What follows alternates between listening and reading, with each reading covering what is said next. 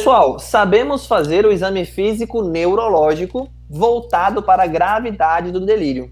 Agora você precisa aprender a dar o diagnóstico de fato do que está acontecendo. Isso é ou não é um delírio? E aí, ao longo dos anos, o JAMA trouxe para a gente aqui em 2017, ao longo dos anos, de que existiram diversas classificações para que você pudesse encontrar e dar o diagnóstico do que é delírio, tá? O que é mais utilizado, que foi inventado em 1990, se chama CAN. O CAN é uma estratificação, um score que você pode usar à beira-leito para a identificação do delírio. E a partir do CAN, fizeram diversos ajustes do CAN.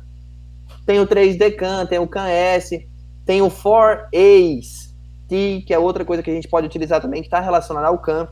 Eu trouxe para vocês os principais. Tem um CAN, inclusive, que é UCI, que é da Unidade de Terapia Intensiva, um CAN voltado para pacientes que são internados em UTI. Ele tem algumas considerações e eu vou falar isso para vocês. Só o que eu quero trazer para vocês é a sensibilidade e especificidade. É muito boa. Muito boa. Então, se você fizer um CAN na suspeita do delírio e ele vier presente, meu amigo, isto é um delírio. 95% de sensibilidade com 94% de especificidade, poxa, é muito bom. E é um exame à beira-leito. Não precisa de nada, você precisa de perguntar e conversar com o paciente. É isso que você precisa. Fala, meus amigos e minhas amigas. Se você está vendo esse vídeo aqui, é porque você está assistindo um resumo de uma aula da comunidade Intube. Essa comunidade é focada em urgência, emergência, pacientes graves. E você está assistindo aqui um resumo, tá? A aula é maior. A minha equipe selecionou um dos melhores momentos desta aula. E se você tiver interesse em fazer parte dessa comunidade, aqui na descrição do vídeo nós temos o link para você participar e ter acesso a todas as aulas que abordam pacientes graves, temas de urgência, de emergência, aqueles temas que todo médico precisa saber e sempre com essa visão minha bem prática, bem direta ao ponto. Então, vamos voltar para a aula que eu interrompi aqui no meio. Já vamos voltar para a aula. Um abraço. Trago para vocês Confusion Assessment Method, o famoso CAN. O que a gente precisa para dar o diagnóstico de delírio? Você precisa avaliar esses 4 itens e o diagnóstico é dado a partir do momento de que 1 e 2 estejam presentes, associado ao 3 ou ao 4. Tudo isso aqui que eu vou falar para vocês está lá naquele conceito do meu primeiro slide. O conceito do primeiro slide traz justamente o que o CAN avalia. O que é? Alteração aguda da flutuação da consciência.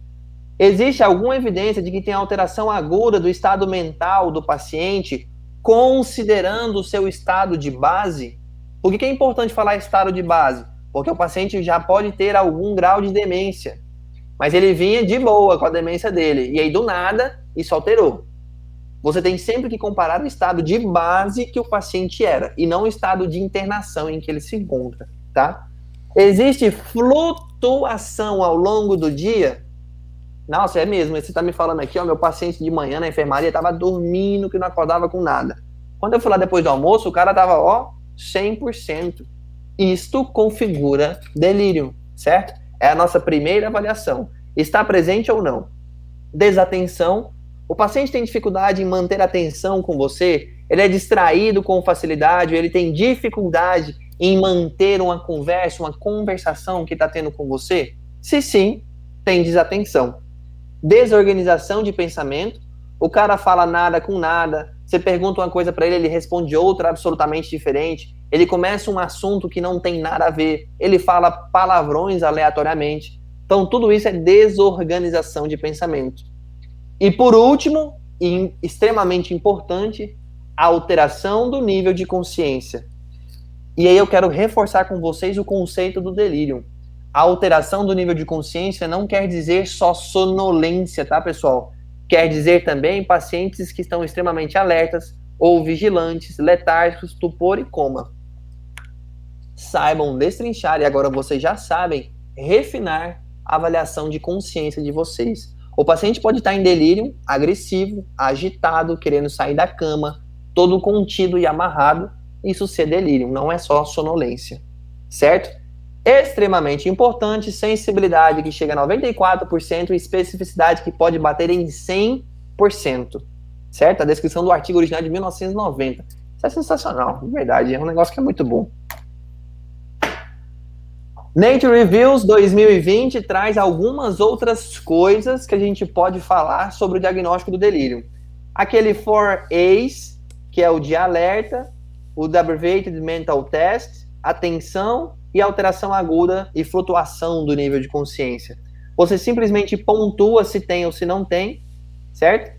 Isso aqui, esse DOB, Date of Birth, é no dia que o paciente nasceu, e aí você vai pontuar. Se ele pontuar mais ou igual a 4 pontos, é muito possível que ele tenha delírio. O CAN, e aí a gente fala principalmente de pacientes que podem estar em ambiente de UTI, antes de você iniciar o CAN, você precisa usar a escala de RASS. A escala de RASS, R-A-S-S, é a escala que avalia sedação no paciente em ambiente de UTI. Caso ele tenha um RASS maior ou igual a 3, você pode proceder com o CAN. Porque se ele tiver menor que 3, ele está muito sonolento, ele não vai conseguir falar para você alguma coisa. Então, a sua avaliação fica prejudicada nesse momento, certo? E esse outro score aqui, ICD-SC, é simplesmente um score também de avaliação de delírio que avalia outros domínios. Alteração do nível de consciência, level of consciousness, desatenção, alucinação, é mais do mesmo, tá, pessoal? Mais igual a 4 pontos, delírio. Fiquem com o CAN, fiquem com o 4As. É extremamente simples e extremamente fácil de ser utilizado. Pessoal, sei examinar, sei dar o diagnóstico, sei analisar fatores de risco. Mas, Naucer, o que eu preciso saber e pedir de exames laboratoriais na investigação do meu delírio? Lá atrás, quando eu falei para vocês sobre o que poderia dar delírio, e eu falei que tudo poderia dar delírio, tudo pode, mas não quer dizer que você vai sair pedindo tudo para o seu paciente. O que você vai fazer uma avaliação básica? Hemograma, infecção, anemia, etc. Eletrólitos, e a gente já, o nosso colega fez aí o spoiler inicial da nossa aula de que qualquer eletrólito pode dar delírio. Então, a gente tem que pedir todos os eletrólitos, certo? Função renal, é óbvio. Função hepática, é óbvio. Marcadores inflamatórios te ajudam a dizer se está tendo uma atividade inflamatória muito aumentada, em que o seu sistema nervoso central fica comprometido. Salta líquor, exame de urina, porque pode ter infecção. Glicemia capilar, eu não vou nem dizer por quê. E gasometria arterial, porque, obviamente, contextos de narcose ou hipoxemia dão um comprometimento do nível de consciência. Por que líquor está em asterisco? Porque não é sempre que você vai pedir líquor para delírio. Em que situações não? Eu vou pedir nas situações em que houver febre, alteração do nível de consciência, cefaleia sim ou não, e sinais de irritação meníngia. Meu amigo, febre, rebaixamento do nível de consciência com sinal de irritação meníngia, isso é igual a líquor. Se vocês caírem na prova, marca o X, assim, ó, bem grande, pinta e rabisca. Líquor. Óbvio que isso pode ser uma infecção do sistema nervoso central. Seu exame físico está te dizendo isso. A especificidade disso é muito alta. A sensibilidade não, mas a especificidade é. Se você encontra, a chance de ser algo grave no sistema nervoso central é considerável. Naucer, exame de imagem para delírio. Eu preciso? Depende.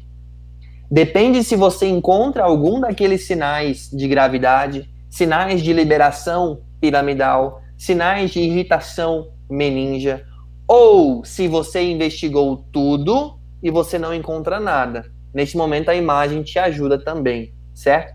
Mas de cara, ela só deve ser solicitada nesses casos. Déficit motor, déficit sensitivo, irritação meníngia, liberação piramidal, qualquer uma daquelas coisas. Solicite uma tomografia de crânio. Não é para pedir ressonância, tá? Tomografia de crânio te resolve 95% dos casos. Os sinais de alarme, né? Tendo aqueles sinais de alarme, já exatamente. Muda só um pouco no contexto do paciente que está em ambiente de UTI, tá? Porque às vezes o paciente fica sedado, usa muitas drogas sedativas e hipnóticas, isso pode comprometer um pouco o funcionamento cerebral. Aí o cara pode ter um AVC, por exemplo, tá lá entubado e não acorda. no contexto de UTI, é prudente que você faça uma tomografia nesses pacientes que têm um nível de sonolência mais prolongado ou tem alguma alteração aguda do comportamento. Perfeito. Mas em ambiente de enfermaria, não. Ambiente de enfermaria é bem tranquilo a questão da solicitação da tomografia num segundo momento. E por último, e é a primeira vez que eu vou dizer isso nessa aula, crise convulsiva, status epiléticos ou desorganização da atividade cerebral. Eletroencefalograma te ajuda nesse momento. Então, se o seu paciente já tem histórico de epilepsia e abre um quadro de confusão e delírio agudo, é óbvio que crise convulsiva ou desorganização da atividade cerebral entra no seu diagnóstico diferencial. Então, eletroencefalograma, se disponível, é muito bom nesse momento, certo? Isso é a investigação básica que vocês, como clínicos, ortopedistas, cirurgiões vasculares, ginecologistas, qualquer especialidade que seja, precisam saber fazer.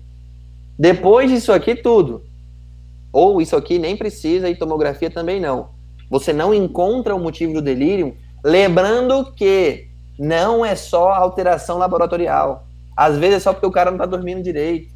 Às vezes é porque ele não sabe se está de dia ou se está de noite. Às vezes é porque ele está simplesmente confuso no ambiente de internação, está contido. Tudo isso é fator de risco. Lembrem-se disso, certo? Sabemos fatores de risco, sabemos exame físico, sabemos sinais de alarme, sabemos identificar com o CAN.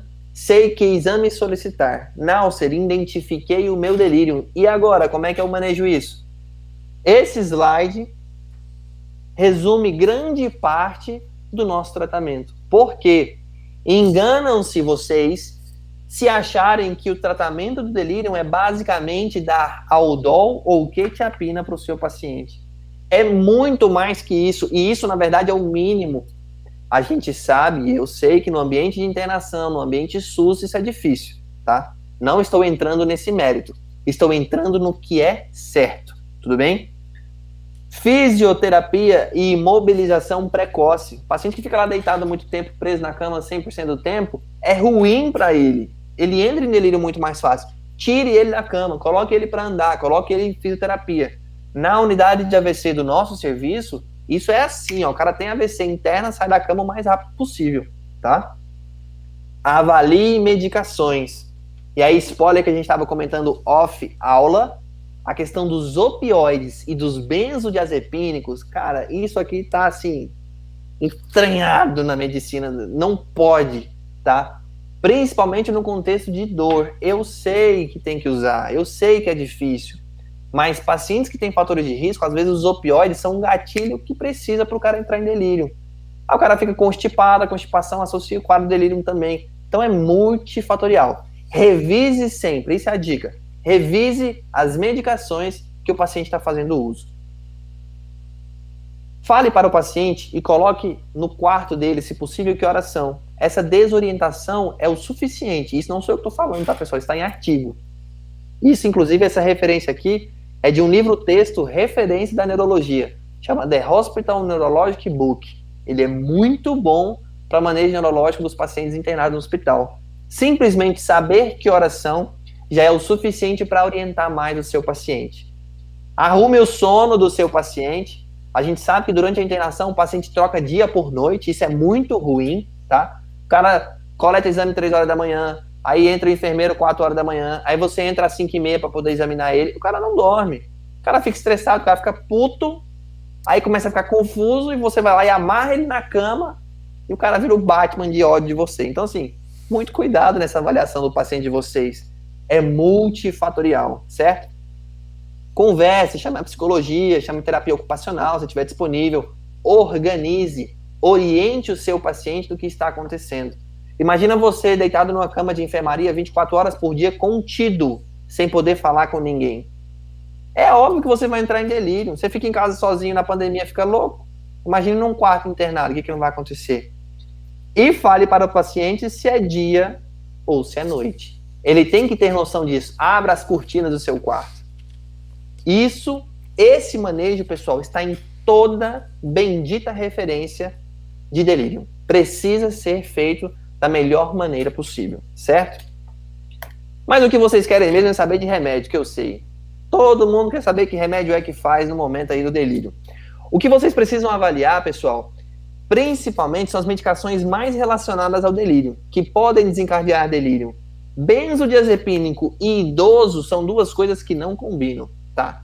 Nunca, na verdade não, nunca, vírgula, mas evite muito dar benzodiazepínico para um idoso. Ele vai ficar confuso.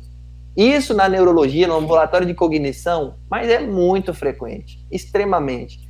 Então avalie o contexto dos benzodiazepínicos, tá? A depressão do sistema nervoso central é muito grande. A gente vê muito. Desculpa, amigo, interromper. A gente vê muito no ambiente de UTI com relação ao dormonide. Né? Pacientes que usam dormonide, sedação contínua, que usam por mais de 5 a 7 dias de dormonide. A gente vê uma prevalência muito alta de delírio quando a gente consegue, às vezes, tubar o paciente. A gente percebe que eles ficam por alguns dias ali em delírio. É o famoso mal necessário. A gente vê muito isso aí também. A hora que ele vai para a enfermaria, é clássico do cara evoluir com confusão. Mas é bem multifatorial. Além da medicação também, a gente sabe que está associado. Mas eu contei da internação, do tubo, etc, etc. Pessoal, no Brasil, álcool causa delírio. E eu trago para vocês a síndrome de abstinência alcoólica, tá? Fizeram uma pergunta para mim ontem no Instagram sobre isso. Náusea, como é que eu diferencio um delírio por um delírio de uma síndrome de abstinência alcoólica? Dica rápida. A abstinência alcoólica vem com algumas outras alterações clínicas do tipo tremor generalizado, sudorese profusa, taquicardia. Essas duas, obviamente, num contexto de agitação também muito importante, tá? Porque neste momento da síndrome de abstinência alcoólica, o tratamento é com benzodiazepínico. Então, tente coletar a história da melhor maneira. Às vezes o cara usa drogas, cocaína, maconha, etc. Usa álcool em grande quantidade. E o delírio nessa situação é com benzodiazepínico que você trata. Então, a história clínica é o seu maior aliado neste momento, certo? E aí no álcool também, lembrar que pode ter correlacionado também cefalopatia de Wernicke, né? Com certeza. Cefalopatia de Wernicke é extremamente frequente, prevalente, é uma causa muito grande de delírio também. Bom, pessoal, e aqui nós temos outras coisas que eu gostaria de ressalvar para vocês aqui, são os opioides e antipsicóticos, opioides nos contextos pós-operatórios, tá, pessoal? O pessoal fica usando tramadol, morfina em associação, e aí pisco alerta de novo. Não associem opioides. Ou você dê um, ou você dá outro. Se você precisa fazer resgates de morfina, ajuste a sua analgesia base. A analgesia é uma escadinha. Começa com dipirona e anti-inflamatório e vai escalando o negócio. Dá tramal e dá morfina de horário, vai intoxicar. Vai provocar rebaixamento do nível de consciência, constipação, intoxicação anticolinética. Então, tudo isso vai fazer o seu paciente ter delírio durante a internação. E é simplesmente suspender o remédio, resolve o problema. As interconsultas das cirurgias todas entram muito nesse contexto aqui dos opioides. É muito frequente o uso. O paciente sente muita dor no pós-operatório, não tem como. Pessoal, e aí manejo global já trouxe para vocês, além daquilo tudo que eu falei para vocês, da parte de falar para o paciente se está de dia ou se está de noite, mobilização precoce no leito, etc. Existe um manejo em que você precisa fazer reposição de fluidos adequada, desidratação também dá delírio, tá? Mobilização precoce, alimentação. Gente, isso aqui tá num trabalho do JAMA em 2017, não sou eu que tô falando. Então, assim, comer o paciente é bom para que ele não tenha... Comer o paciente não, ó. Olha que coisa feia que eu falei. Alimentar o paciente é importante para evitar o delírio, certo, pessoal? Pacientes que têm problema de visão precisam de óculos. Pacientes que têm problema de audição precisam de aparelho auditivo, tá? Ajustar o sono, prevenção de infecções, manejo da dor. E aí, meu amigo intensivista, maneja isso com bastante frequência, principalmente nos pós-operatórios aí cirúrgicos. Avaliação da questão de hipóxia também é extremamente importante. Pessoal, é tudo na delírio, é muito multifatorial. Então, antes de você pedir uma avaliação, veja como está o manejo do seu paciente. E aí eu vou trazer uma informação extremamente importante para vocês. Reabilitação do delírio. Na verdade, eu vou deixar isso para um spoiler para o final da aula, que é para dar uma expectativa no pessoal. E aí, chegamos por fim ao que vocês realmente queriam de fato, tá? como é que é o manejo medicamentoso? Isso aqui, eu já falei para vocês. Isso aqui é o que eu vou falar de novo. De manejo medicamentoso para delírio, nós temos algumas medicações, e aí as principais que os guidelines trazem para a gente é a quetiapina, famoso Seroquel, e a olanzapina, tá? É o que tem de mais frequente, de mais prevalente aqui. Minha câmera desligou, deixa eu ver se eu troco ela aqui. Tranquilo. 2 segundos. O Seroquel que eu mais vejo, amigo, na prática. Eu vejo todo paciente que tem delírio, que faz um componente hiperativo aí, a gente já vê o pessoal colocando logo o Seroquel. É engraçado, isso é interessante, porque quando o delírio ele é hipoativo, né, como a gente já tinha comentado antes, muitas vezes a gente desvaloriza, e quando ele é hiperativo, quando de fato ele incomoda, aí o pessoal realmente só institui o tratamento medicamentoso do delírio, mas o pessoal não se preocupa muito realmente com essas medidas comportamentais, né? De jeito nenhum, o pessoal quer só saber de dar o remédio, dar a quetiapina e grande abraço, é isso que resolve o problema. Mas, pessoal, quetiapina, tá? A gente sempre titula em doses baixas, de 12,5 a 25, 2 vezes por dia, e aí vai titulando para poder fazer a recuperação adequada do paciente. Olanzapina, risperidona e aldol também são bastante frequentes. Se o seu paciente estiver com agitação muito importante, você pode fazer até endovenoso, certo? Lembrem-se de ajustar o sono do seu paciente. Melatonina pode ajudar nisso. Não é tão disponível no SUS assim, mas quando presente, te ajuda bastante. Uma coisa que eu vou dizer para vocês, e que isso, eu já fiz residência de clínica médica, tá, pessoal? Eu fiz virei preceptor da residência de clínica e eu aprendi o que eu vou falar para vocês na residência de neuro. O paciente que está em delírio e que está com rebaixamento do nível de consciência, sonolento, dorme por muito tempo, dar quetiapina para ele pode resolver o problema. Inclusive, deve ser dado. Aquele livro que eu coloquei para vocês lá, The Hospital Neurologic Book, fala justamente isso. Então, desconstruam isso que foi construído na cabeça de vocês, que quetiapina, obviamente, ela compromete o nível de consciência, ela pode dar mais sonolência, sim, mas no paciente sonolento, doses baixas ajudam a regular e estabilizar o delírio. A quetiapina age justamente naquele balanço dopaminérgico e de serotonina. Então ela regulariza os neurotransmissores que remete àquela primeira figura lá da aula, que vai ajustar todas as conexões cerebrais que você tem. Então amigo, é muito importante. Parece que você estava lendo minha mente, que eu ia perguntar justamente isso, né? Porque eu vejo muito frequentemente na prática isso. Como o delírio ele tem esse curso flutuante, então no momento que o paciente ele fica hiperativo, o pessoal coloca a quetiapina, o Seroquel, aí quando chega um momento que o paciente fica hipoativo, o pessoal suspende. E aí fica nessa bagunça terapêutica aí de suspender e reintroduzir a quetiapina. E uma dúvida aí com relação à quetiapina, quando a gente vai fazer, por exemplo, a dose dela uma vez ao dia, é preferível fazer à noite para tentar justamente equilibrar melhor o sono do paciente, ou tanto faz? Isso depende do momento em que seu paciente se encontra. Na neurologia, a gente não tem uma receita pronta para isso aí, porque se o seu paciente, por exemplo, está muito sonolento de dia, está trocando o ciclo sono-vigília, a gente dá preferência para fazer isso à noite, tá? Mas se, por exemplo, tem períodos do dia que ele fica mais agitado, antes de manhã, depois do almoço, enfim, a gente tende a dar ela de manhã para que ele fique mais estável. Então, depende muito do contexto em que o paciente está. Não tem uma receita pronta para isso. Perfeito. Se existem oscilações, tanto de dia quanto de noite, a gente já inicia de 12 em 12 horas. E a gente sempre inicia com doses baixas. Isso que você falou de tira-põe, deixe em dose baixa. É justamente uma coisa que a gente vê muito na prática. Ajuste ela numa dose basal e mantenha até com que o delírio do paciente se recupere, todas essas alterações metabólicas aí se recomponham. Perfeito.